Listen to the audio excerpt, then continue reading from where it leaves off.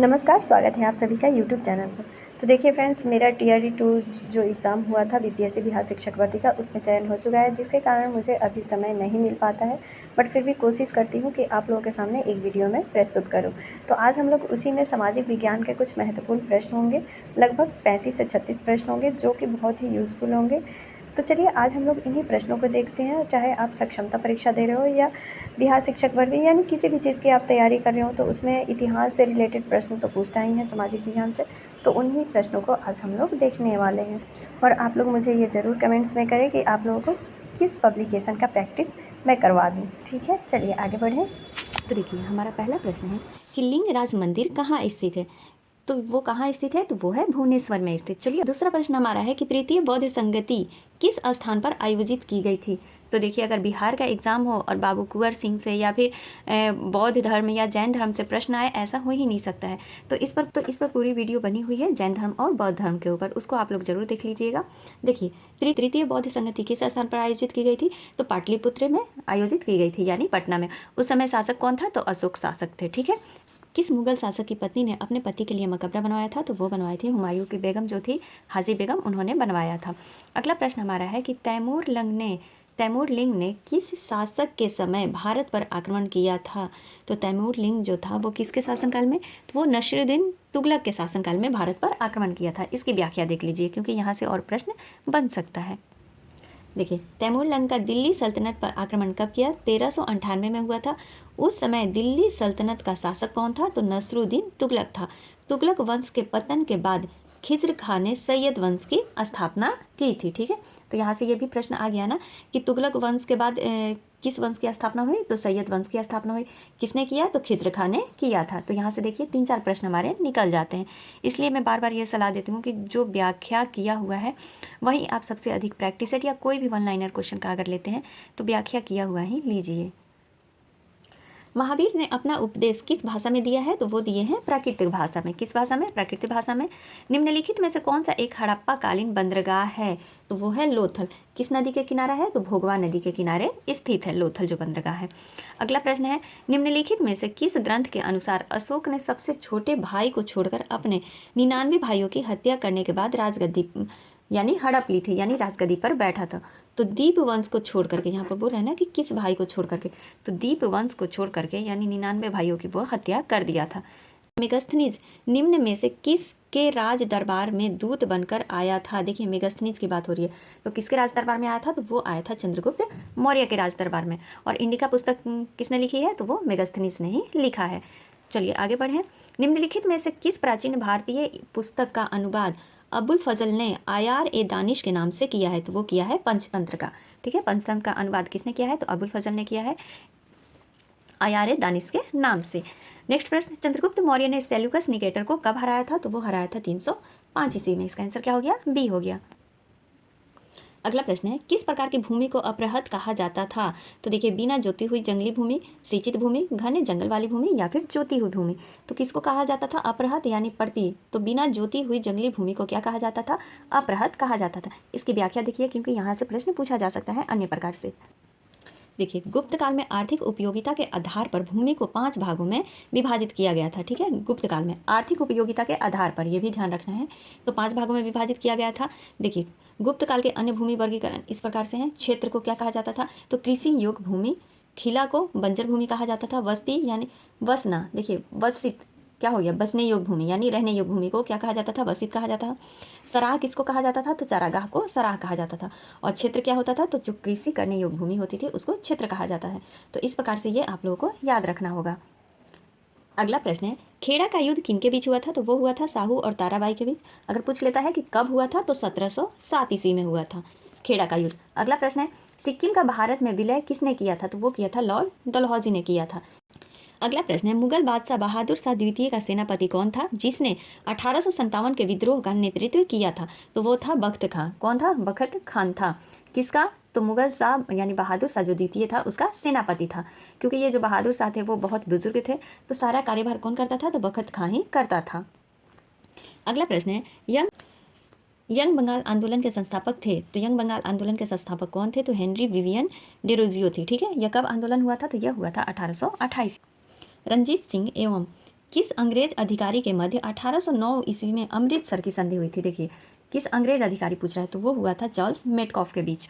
रणजीत सिंह और Charles Metcalfe के बीच 1809 ईस्वी में अमृतसर की संधि हुई थी। अगला प्रश्न है हमारा, दक्षिण भारत के ब्रह्म समाज को क्या कहा जाता है? तो वो कहा जाता है वेद समाज। क्या कहा जाता है? वेद समाज कहा जाता है। ब्रह्म समाज के संस्थापक कौन थे? देखिए तो ब्रह्म समाज के संस्थापक तो राजा राम मोहन राय थे, लेकिन यहाँ पर दक्षिण भारत की पूछ रहा है, तो दक्षिण भारत के कौन हो जाएंगे? वेद समाज की स्थापना कब हुई? तो 1864 ईस्वी में हुई। कहाँ? मद्रास में। और केशव चंद्र सेन और के धरलू नायडू ने किया था किसकी स्थापना? तो वेद समाज की स्थापना, जिसको कि ब्रह्म समाज भी कहा जाता है। वेद समाज को दक्षिण भारत में क्या कहा जाता है? तो ब्रह्म समाज कहा जाता है। आगे बढ़ते हैं। इंडिया होम रूल सोसाइटी का गठन कहाँ किया गया था? तो इंडिया होम रूल सोसाइटी का गठन किया गया था लंदन में 1905 ईस्वी में। अगला प्रश्न है, प्रथम कारखाना अधिनियम किसके समय में पारित हुआ था? तो वो हुआ था लॉर्ड रिपन के समय में प्रथम कारखाना अधिनियम। नेक्स्ट प्रश्न है, दादा भाई नौरोजी किस वर्ष ब्रिटिश हाउस ऑफ कॉमन्स हेतु चुने गए थे? तो वो चुने गए थे 1892 ईस्वी में। अगला प्रश्न है, काकोरी षड्यंत्र कब घटित हुआ था? तो काकोरी हत्याकांड का जो षड्यंत्र था वो कब घटित हुआ था? तो वो हुआ था 9 अगस्त 1925 ईस्वी को। ठीक है, इसका विश्लेषण देखते हैं। देखिए इनसे जुड़े क्रांतिकारियों के नाम भी पूछता है, तो इस घटना से जुड़े जो थे क्रांतिकारी वो थे राजेंद्र लहड़ी, राम प्रसाद बिस्मिल्ला आदि को गिरफ्तार कर फांसी दिया गया था, जबकि चंद्रशेखर आज़ाद फरार हो गए थे। और इस कांड में करीब 30 क्रांतिकारियों को गिरफ्तार किया गया था। किस कांड में? तो काकोरी हत्याकांड कांड में, जो कि काकोरी नामक स्थान पर हुआ था 9 अगस्त 1925 ईस्वी में। ठीक है, चलिए आगे बढ़ते हैं। वाई सोशलिज्म किसकी रचना है? तो वो है जयप्रकाश नारायण की रचना। देखिए फ्रेंड्स, आप किसी की भी वीडियो देखें या कोई भी मतलब आप कोर्स खरीद लें, कुछ भी खरीद लें, आपको घर पर स्वयं ही मेहनत करना पड़ेगा, क्योंकि आप किसी की वीडियो 12-13 मिनट देख करके आप ज़्यादा कोई भी एग्जाम क्रैक तो नहीं कर सकते हैं। हाँ, अगर उसी क्वेश्चन को बार बार रिपीट करते हैं तो ये हमारे दिमाग में छप जाता है, तो इसको हम कभी नहीं भूलते हैं। तो किसी की भी वीडियो देखिए, पूरी वीडियो देखिए, सारे क्वेश्चन इंपॉर्टेंट होते हैं। कब क्या कौन सा क्वेश्चन पूछ दिया जाए एग्जामिनर से, ये कोई नहीं जानता है। ठीक है, चलिए। भारत में अंग्रेजों के समय में प्रथम जनगणना किसके कार्यकाल में हुआ था? देखिए यहाँ पर बोल रहा है कि अंग्रेजों के समय में और प्रथम जनगणना किसके कार्यकाल में हुआ था? तो वो हुआ था लॉर्ड मेयो के कार्यकाल में। किसके शासनकाल में? तो लॉर्ड मेयो के कार्यकाल में हुआ था। और कब हुआ था? तो 1872 ईस्वी में हुआ था। ठीक है, किंतु ये भी याद रखना है कि लॉर्ड रिपन जो था उसके शासनकाल से यानी 1881 से नियमित रूप से जनगणना शुरू हो गई थी। तो 1881 से नियमित रूप से जनगणना किसके शासनकाल में शुरू हुई? तो रिपन के समय में। लेकिन प्रथम बार अगर पूछ लेता है कि अंग्रेजों के समय में प्रथम बार जनगणना किसके कार्यकाल में हुआ था, तो लॉर्ड मेयो के कार्यकाल में 1872 ईस्वी में। तो इस बात को ध्यान में रखना होगा। चलिए आगे बढ़ते हैं। अगला प्रश्न हमारा है, किसके विरोध में भारत छोड़ो आंदोलन प्रारंभ किया गया था? तो क्रिप्स मिशन के विद्रोह में भारत छोड़ो आंदोलन प्रारंभ किया गया था। ये कब पारित किया गया था, प्रस्ताव लाया गया था? तो 1942 ईस्वी में। ये भी प्रश्न पूछता है कि क्रिप्स मिशन कब आया था या कब लागू किया गया था? तो 1942 ईस्वी में लागू किया गया था। और इसको गांधी जी ने क्या कहा था? तो गांधी जी ने इसको कहा था पोस्ट डेट चेक। ठीक है, post date cheque Gandhi ji ने कहा था इसको। आगे बढ़ते हैं। भगत सिंह द्वारा केंद्रीय विधानसभा में कब बम फेंका गया था? तो वो फेंका गया था 8 अप्रैल 1929 ईस्वी को। इसके साथ कौन कौन थे? तो भगत सिंह भी थे और बटुकेश्वर दत्त भी थे, जिनके द्वारा जो विधानसभा था वहाँ पर पब्लिक सेफ्टी बिल के विरोध में ये फेंका गया था। ठीक है, तो ये पूछता भी है कि किस बिल के विरोध में यह बम फेंका गया था? तो ये फेंका गया था पब्लिक सेफ्टी बिल के विरोध में। चलिए अगला प्रश्न हमारा है, निम्नलिखित में से कौन सी घटना पहले हुई थी? यहाँ पर घटना पूछ रहा है, तो सारे डेट आप लोग को याद रखने होंगे। डेट से भी कभी पूछ लेता है, सन तो याद रखना ही है। तो साइमन कमीशन कब आया था? तो 1928 में आया। गांधी इरविन समझौता कब हुआ था? 1931 में हुआ था। इसको यहाँ पर देखिए, डेट में अंतर कहाँ पर आएगा आपको मैं बताती हूँ। अब जैसे गांधी इरविन समझौता, ये तो हम लोग को पता है कि 4 मार्च 1931 को हुआ था। लेकिन जो ये सविनय अवज्ञा आंदोलन है ये भी 1930 में हुआ और दांडी मार्च भी 1930 में हुआ। तब यहाँ पर हम लोग को डेट याद रखना होगा। तो सविनय अवज्ञा आंदोलन तो अप्रैल में हुआ था। ठीक है, तो इसका याद रखना है कि अप्रैल में हुआ है ये 1930 ईस्वी में। लेकिन जो दांडी मार्च था वो हुआ था मार्च में। मार्च से याद रखिए, मार्च में हुआ था। और सविनय अवज्ञा आंदोलन जो है आंदोलन अप्रैल में यानी 1930 में हुआ था। तो पहले ये हो गया। यहाँ पर पूछा है कि सबसे पहले घटना कौन सी घटी है? तो साइमन कमीशन का आगमन जो है 1928 ईस्वी में, वो घटना सबसे पहले घटी है। अगला प्रश्न हमारा है, साइमन कमीशन के भारत आने का उद्देश्य क्या था? तो प्रशासनिक सुधार था। साइमन कमीशन का भारत आने का उद्देश्य क्या था? प्रशासनिक सुधार था। ये कमीशन कब गठित की गई थी? तो 1927 ईस्वी में गठित किया गया था। लेकिन भारत कब आया था? तो 1928 में आया था। आगे बढ़ते हैं। अगला प्रश्न है हमारा, रॉलेट एक्ट का प्रमुख उद्देश्य क्या था? तो रॉलेट एक्ट का प्रमुख उद्देश्य क्या था? तो वो था क्रांतिकारी गतिविधियों को पर रोक लगाना। ठीक है, रॉलेट एक्ट कब बनाया गया था? तो रॉलेट एक्ट बनाया गया था 1919 ईस्वी में। यह एक्ट लाया गया था किसके विद्रोह में? तो जालियांवाला जो हत्याकांड हुआ था उसी के लिए ये रॉलेट एक्ट पारित किया गया था।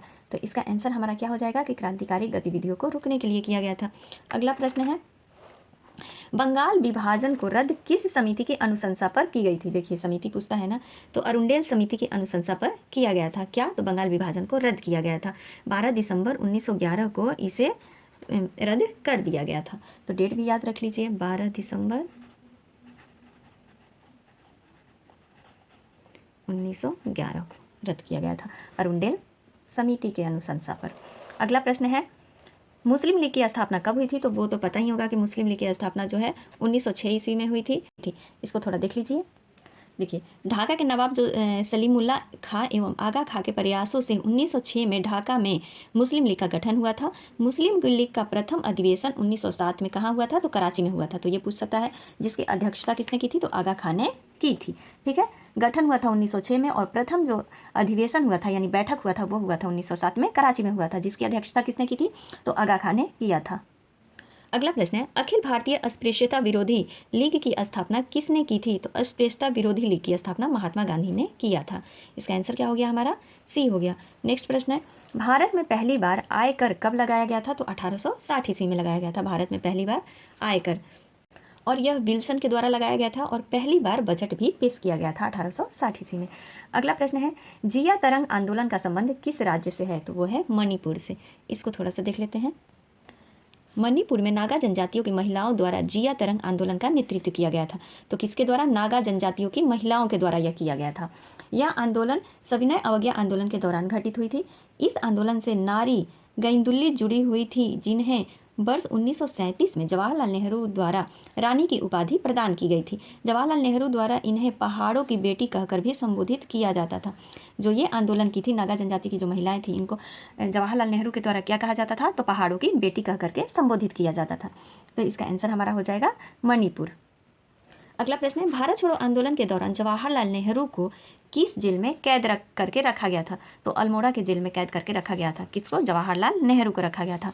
नेक्स्ट प्रश्न, निम्नलिखित में से किस अभिलेख में अशोक को बुद्ध शाक्य कहा गया है? तो मास्की के अभिलेख में जो अशोक है उसको क्या कहा गया है? बुद्ध शाक्य कहा गया है। अगला प्रश्न है, हर्षवर्धन के शासनकाल में किस चीनी यात्री ने भारत की यात्रा की थी? तो हर्षवर्धन से इंडिकेट कीजिए। वेनसोंग जो चीनी यात्री था वो भारत में यात्रा किया था किसके शासनकाल में? तो हर्षवर्धन के शासनकाल में। और ये भारत में कब से कब तक रहा? तो 630 से 645 ईस्वी तक भारत में रहा था। इसकी एक पुस्तक थी CU की, जिसमें इसने अपनी यात्रा के बारे में यानी भारत का पूरा वर्णन किया है। भारत में जो यात्राएं की है उसमें वो वर्णन किया है। इसकी पुस्तक का क्या नाम है? CU की नाम है।